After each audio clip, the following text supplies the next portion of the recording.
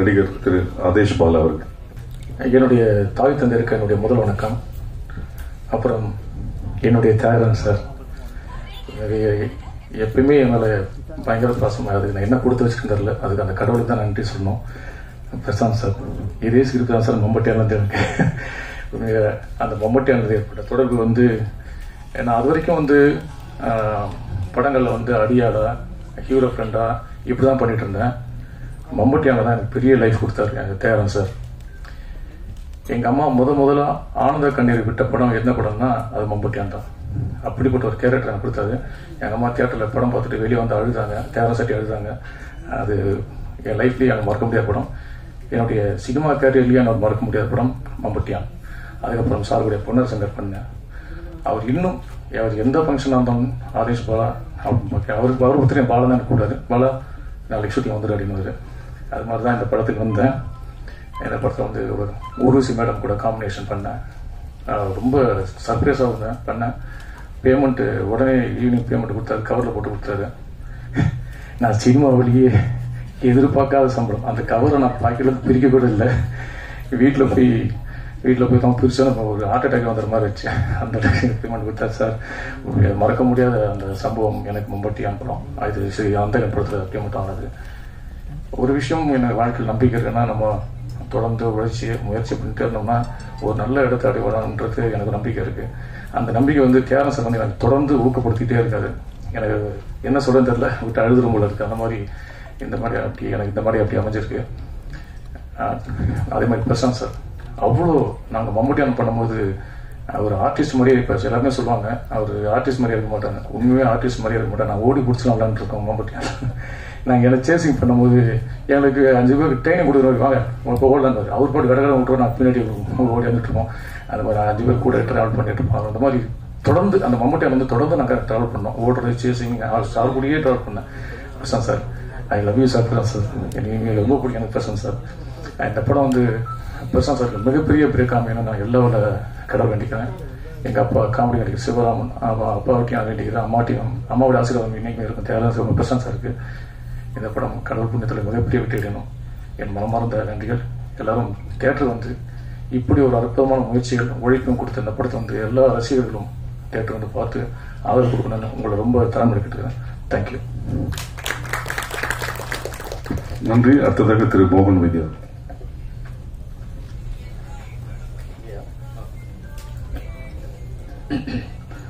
ஓம் sir.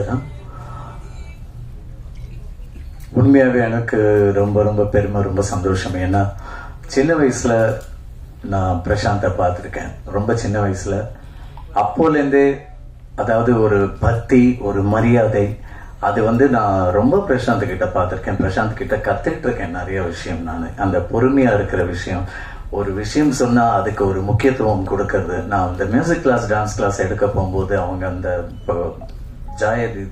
அவங்க building இருக்கு இல்லைங்களா, அங்கதான் அவங்க வீடு இருந்துச்சு. எனக்கு தெரிஞ்சு சின்ன வயசுல நான் நிறைய நாட்கள் அவங்க வீட்டில தான் இருந்திருக்கேன். அவங்க அம்மா கையால சாப்பிட்டுருக்கேன். அப்போலேருந்தே பாத்தீங்கன்னா மியூசிக் கிளாஸ் மார்னிங் அப்படின்னு சொன்னாலேயே பிரசாந்த் 5 மணிக்கெல்லாம் அப்பவே வேஷ்டி சட்டையெல்லாம் போட்டு பட்டு வேஷ்டி எல்லாம் போட்டுட்டு உட்காந்துருவாப்புல. என்ன பாட்டு கிளாஸ் தானே உட்காரோம், கச்சேரிக்கா உட்காரோன்னு பார்ப்பேன். இப்படி பிரசாந்த் என்ன சார் மியூசிக் கத்துக்கிறேங்க சார், சரிப்பா ரியலி. அப்பவே அந்த பட்டு வேஷ்டி பட்டு சட்டை எல்லாம் போட்டுட்டு அந்த டெடிகேஷன் அதே மாதிரி Prashanth I can not forget all those things actually. டான்ஸ்னாக்கா அந்த கண்ணாடி முன்னாடி உட்கார வச்சுட்டு அழுதுகிட்டே சிரிக்கிறது, சிரிச்சுக்கிட்டே கோவப்படுறது எல்லாமே நம்ம சொல்லி கொடுத்த உடனேயும் ஒரு ஃபியூ செகண்ட்ஸ் தான் கொஞ்சம் யோசிப்பாப்புல, அப்புறம் he'll do it. ஸோ அந்த மரியாதை, அந்த டெடிகேஷன், அந்த ஒரு பக்தி, அது எல்லாமே நான் பிரசாந்த் கிட்ட நிறைய பார்த்துருக்கேன். அது என்னைக்குமே பிரசாந்துக்கு கை கொடுக்கும், பிரசாந்தோடைய லைஃபை பெருசா இன்னும் கொண்டு போகும்.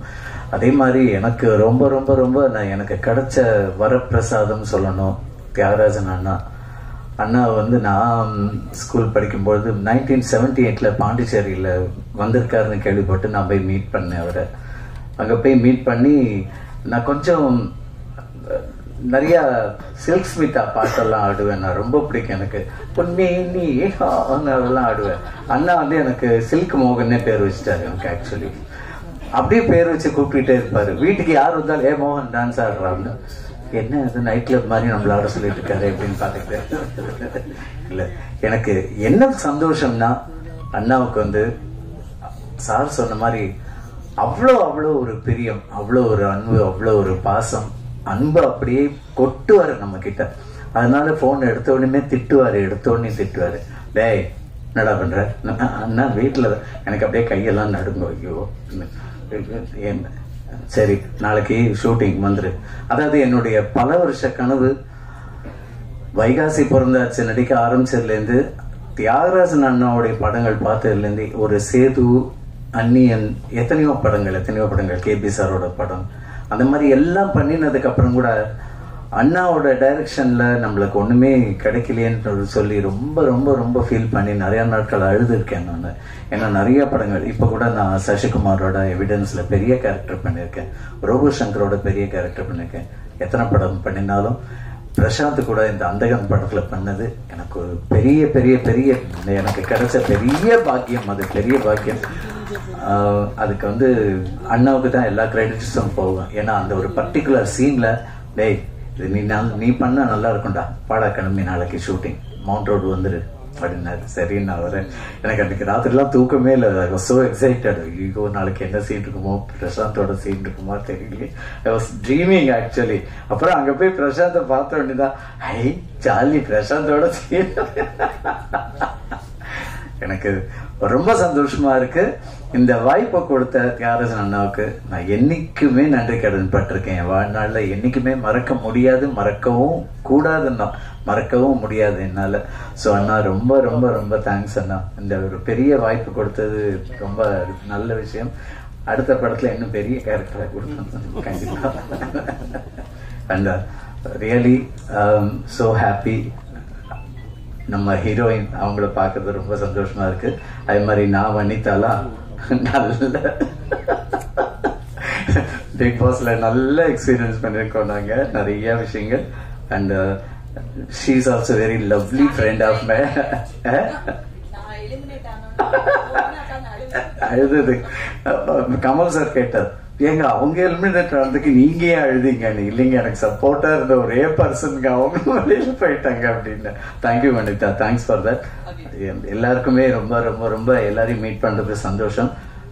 நீ என்னப்பா இப்படி ஆயிட்ட, பெருசா ஆயிட்ட படவா, இத்தனோண்டு பார்த்திருக்கேன். ஸோ ரொம்ப சந்தோஷமா இருக்கு. கண்டிப்பா இந்த படம் 100 நாட்கள் இல்லை அதற்கு மேலேயே ஓடக்கூடிய பெரிய ஒரு திரைப்படமா இருக்கும். ஏன்னா அந்தாதன் பார்த்தவங்களுக்கு தெரியும் அது என்ன கதைன்னு. ஆனா அதுல நிறைய மாற்றங்கள் இருக்குன்னு சொல்லியிருக்காரு. We are all waiting to watch the movie. ரொம்ப பெரிய படமா வரும் பிரசாந்த். இனி வாழ்க்கையில எல்லாமே வெற்றி தான் Prashanth. You get everything, you will make it success. We are all there with you always. Lovely boy, lovely boy. Is எனக்கு சொல்ல தெரியல, நான் ரொம்ப எமோஷன் ஆயிடுவேன். நல்ல பெருசா வரணும். இன்னும் பிரசாந்த் வந்து நிறைய பண்ணணும், வாழ்க்கையில நிறைய திரைப்படங்கள் பண்ணணும். அதுக்கு என்னுடைய நான் சாய்ராம் கிட்ட நான் வேண்டிக்கிறேன்.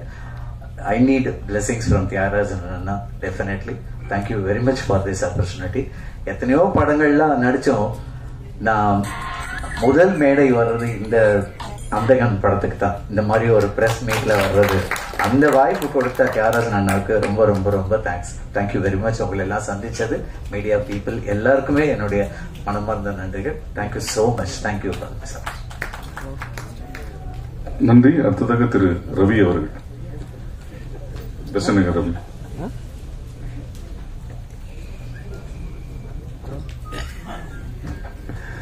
எல்லோருக்கும் வணக்கம்.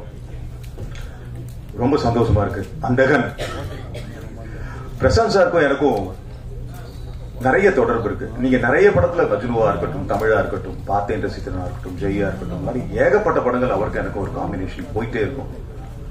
அது அமைஞ்சிருக்கு, எதார்க்கமா அமைஞ்சதா இல்ல மக்களா டைரக்டரால அமைஞ்சதான்னு தெரியல.